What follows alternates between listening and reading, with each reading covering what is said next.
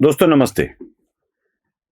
एक खबर तो आपने अब तक सुन ली है और वो खबर भी पुरानी हो चुकी है। खबर है कि नीतीश कुमार ने 10वीं बार बिहार में मुख्यमंत्री पद की शपथ ली। मतलब रिकॉर्ड तोड़ बार नीतीश कुमार बिहार के मुख्यमंत्री बने हैं। समय बहुत कम हो लेकिन 10 बार किसी को मुख्यमंत्री बनना ये आसान बात नहीं है। नीतीश ने वो पूरा कर लिया। मैं ये खबर बस थोड़ी देर में निपटा लेता हूं, इतनी ही देर में।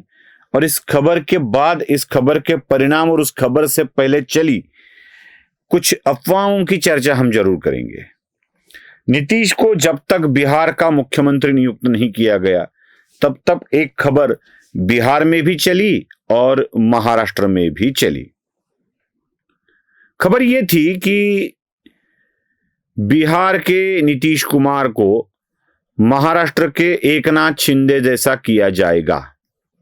मतलब पहले 2.5 साल जैसे एकनाथ शिंदे को मुख्यमंत्री बनाया गया और फिर भारतीय जनता पार्टी सबसे बड़ी पार्टी के रूप में उभर आई, तो भारतीय जनता पार्टी ने मुख्यमंत्री पद देवेंद्र फडणवीस को दे दिया।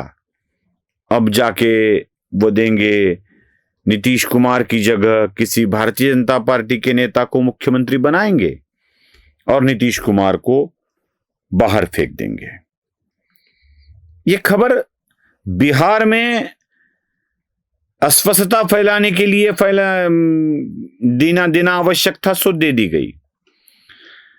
अब तर्क यह था कि नीतीश कुमार को जैसे ही मुख्यमंत्री पद नहीं दिया जाएगा, नीतीश कुमार भारतीय जनता पार्टी को छोड़ फिर से एक बार पलटी मारेंगे।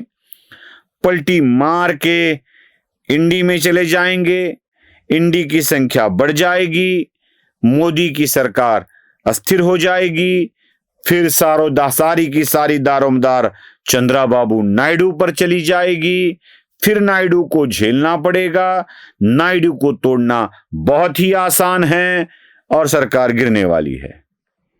अब ख्वाब देखने वाले देखने लगे। अब जैसे ही यह खबर एकनाथ शिंदे तक पहुंचेगी, एकनाथ शिंदे नाराज हो जाएंगे और एकनाथ शिंदे बागी हो जाएंगे। फिर एकनाथ शिंदे इंडी के पास आ जाएंगे, फिर मोदी का समर्थन वापस लेंगे। एकनाथ शिंदे और नीतीश के समर्थन के वापस लेने के बाद मोदी की सरकार तो गिर ही गई समझो। अब ये सारे तर्क एक ही बात सामने रखकर लगाए जा रहे थे कि मोदी की सरकार गिर जाएगी। बस कौवे के शाप से गाय नहीं मरती है साहब, इतना भी पता नहीं होगा। अब क्या हुआ? ना नीतीश के एकनाथ शिंदे हुए, न शिंदे बागी हुए, न सरकार गिरी, न कुछ भी हुआ। बेचारे सब के सब सन्न रह गए, देखते रह गए। एकनाथ शिंदे मुंबई से उठकर दिल्ली चले गए, अमित शाह से मिले। कहने लगे कि एकनाथ शिंदे इसलिए मिले कि अमित शाह को उन्होंने कहा कि अमित भाई, भारतीय जनता पार्टी हमें बहुत तकलीफ दे रही है, आपकी भारतीय जनता पार्टी तो कहे कि तकलीफ ना दे। फिर एकनाथ शिंदे को जो अमित शाह ने बताया वो बात ये थी कि उन्होंने कहा हाँ मेरी नजर है, बड़ी गंभीरता से देख रहा हूं। और ये एक बंद कमरे में जो कहा वो मीडिया को सुनाई दिया और मीडिया ने यह खबर फैलाना शुरू कर दिया।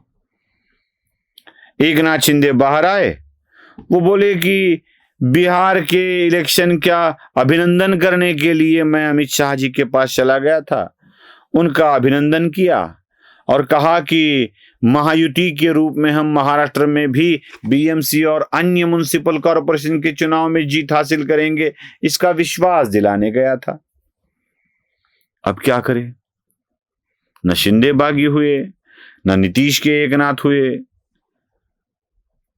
अब जब यहां पर पार्टी में प्रवेश की बातें चल रही है, मीडिया कर्मियों को इतनी बात का भी पता नहीं है कि एकनाथ शिंदे और भारतीय जनता पार्टी के बीच लोगों का आदान प्रदान होता रहता है। बात चिन्ह की हो, पार्टी की हो, एकनाथ शिंदे के पास कितने बीजेपी के लोग हैं जो वहां पर नेता बनकर बैठे हैं, विधायक बनकर बैठे हैं, सांसद बनकर बैठे हैं। पालघर वाली जगह को ही ले लीजिए, वो भारतीय जनता पार्टी की एक महिला प्रवक्ता थी जिनको मुंबई से टिकट दिया गया था, उनको ले लीजिए।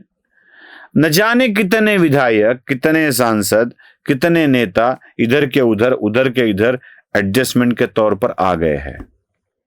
ऐसी एडजस्टमेंट तो इन दोनों पार्टियों में होती रहती है। अब कांग्रेस वालों को और एनसीपी वालों को यह दिखाना है कि एकनाथ शिंदे अब बागी होने वाले हैं, एकनाथ शिंदे अब बगावत पर उतरेंगे, महाराष्ट्र की सरकार को गिरा देंगे या केंद्र की सरकार को गिरा देंगे। अरे भाई, ख्वाब देखना है तो कम से कम अपने दम पर देखो। मेरी शादी हो गई है, अब पड़ोस वाला आएगा, फिर मेरे बच्चे हो जाएंगे, ऐसे ख्वाब थोड़े ही देखे जाते हैं। कांग्रेस, एनसीपी या शिवसेना यूबीटी को ख्वाब देखने हैं तो अपने दम पर देखो, नहीं तो वो आएंगे, वो करेंगे और बच्चे हो जाएंगे। ऐसे ख्वाब देख के क्या फायदा भाई, ऐसे ख्वाब देख के क्या फायदा। इन्हीं ख्वाबों के चलते चलते तो अब तक सिकुड़ते और सिमटते जा रहे हैं ये दोनों पार्टी वाले। कभी बिहार का देते हैं, कभी कहीं महाराष्ट्र का देते हैं, तो कभी चंद्राबाबू की बात करते हैं, तो कहीं और की बात करते हैं। इस सारे मामलों में इनके हाथ से ही सत्ता छूटती जा रही है, इसी का अंदाजा इन लोगों को नहीं आ रहा है। बस दुर्भाग्य यही है। नमस्ते।